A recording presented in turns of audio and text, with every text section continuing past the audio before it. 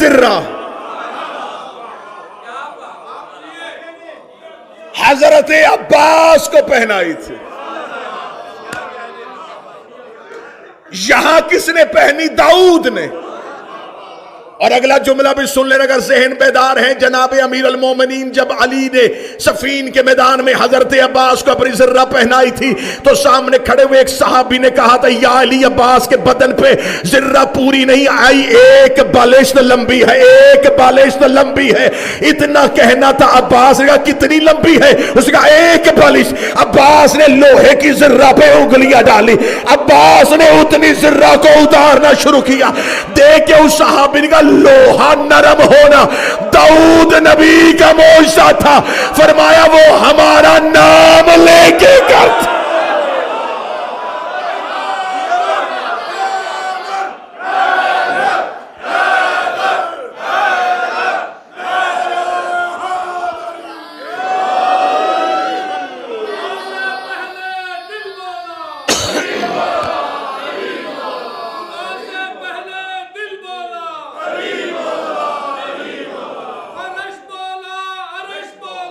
علی مولا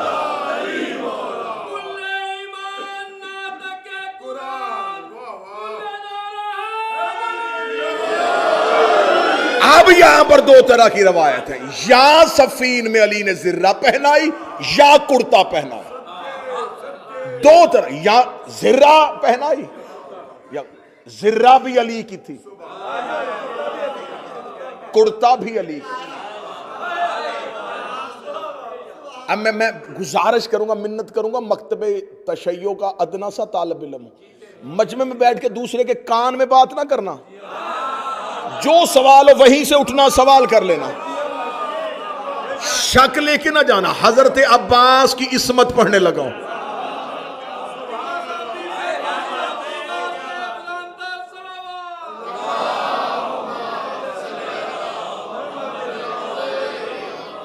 اب یہاں تک جملے وہ تھے جو برداشت آسانی سے ہو جانے تھے.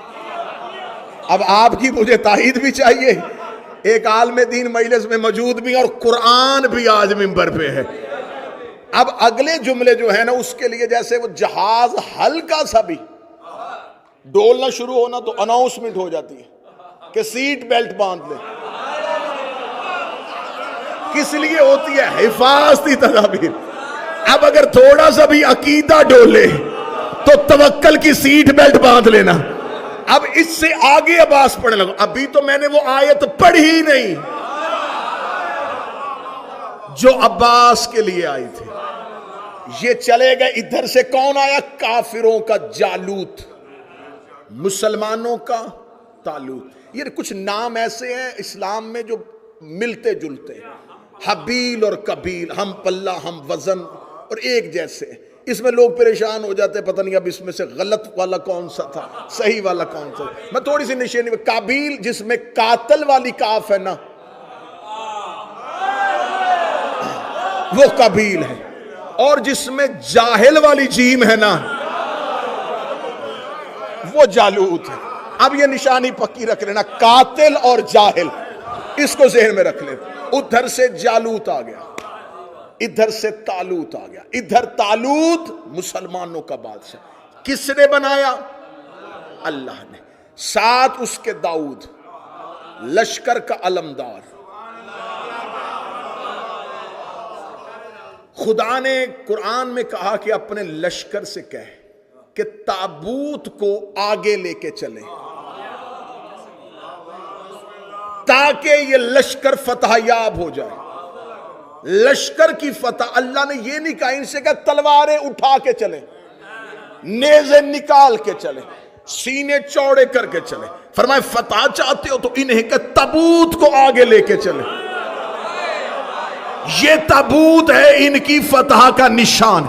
تابوت آگے چلانا، اس کا مطلب ہے اس تابوت کے پیچھے چلو، اس کو پیچھے نہ چلانا، اس کے پیچھے چلو. اگر تم چاہتے ہو تمہارا لشکر فتح یاب ہو جائے تو اس تابوت کو آگے چلانا. پوچھو مولویوں سے اس تابوت میں کیا تھا؟ کہتے موسیٰ کا جوتا تھا. اللہ نبی کا جوتا آگے چلائے تو لشکر فتح یاب ہو جائے اور کربلا میں عباس کا علم آگے چلے.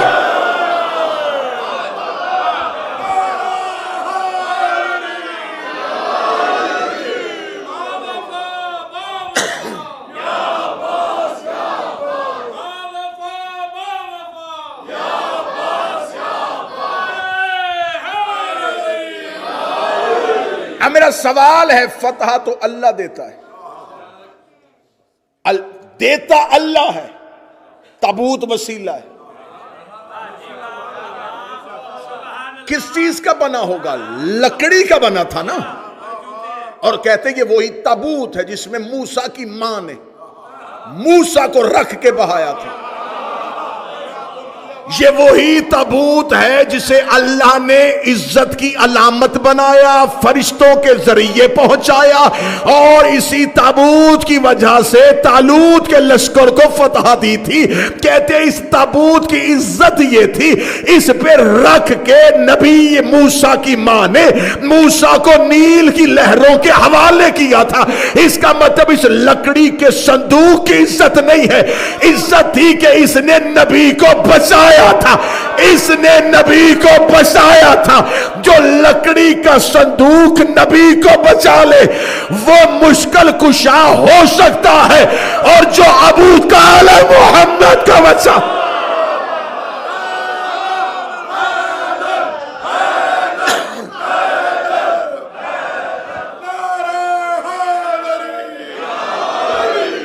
اب بھی وہ آیت آئی نہیں.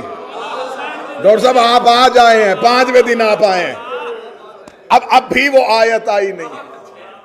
دونوں لشکروں کا آمنا سامنا ہو گیا ایک دریا پہ، ایک نہر پہ.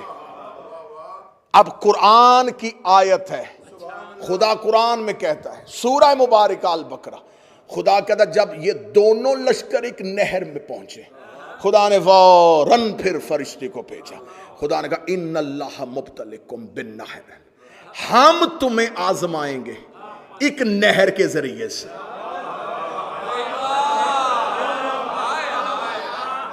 اب میری مجبوری ہے کہ مجھے سینے کا زور میرا نہیں لگ رہا بیماری کی وجہ سے، لیکن میں کوشش کر رہا ہوں کہ میں آپ تک ویسے پہنچاؤں عباس جیسے حق بنتا ہے. یقین کریں میرا بدن تڑپ رہا ہے کہ مجھے ویسے عباس پڑھنا چاہیے.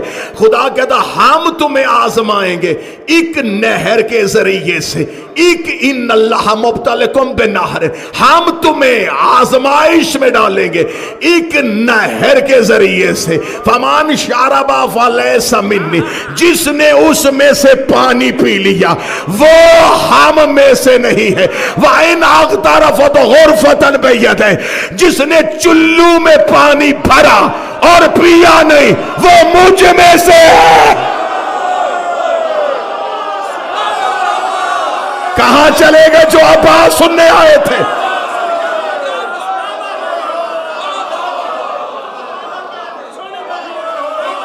کہاں چلے گئے جو قرآن سے عباس سننے آئے تھے؟ خدا کہتا ہم تمہیں آزمائیں گے ایک نہر کے ذریعے سے، جس نے اس میں سے پانی پیا وہ مجھ میں سے نہیں. اور آگے خدا کہتا جس نے چلو میں پانی لیا اور دریا پہ مارا اور پھر بھی نہ پیا وہ مجھ میں سے ہے، وہ مجھ میں سے ہے. عقیدہ گھر جا کے چیک کر لینا، جو اس میں سے ہو وہ غیر معصوم نہیں ہوتا.